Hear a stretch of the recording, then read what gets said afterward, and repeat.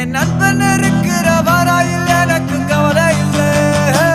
இப்ப எல்லாம் முடிஞ்சு போச்சு, என் நெஞ்சில் ஞாபகமாச்சு. இப்ப எல்லாம் முடிஞ்சு போச்சு, என் நெஞ்சில் ஞாபகமாச்சு.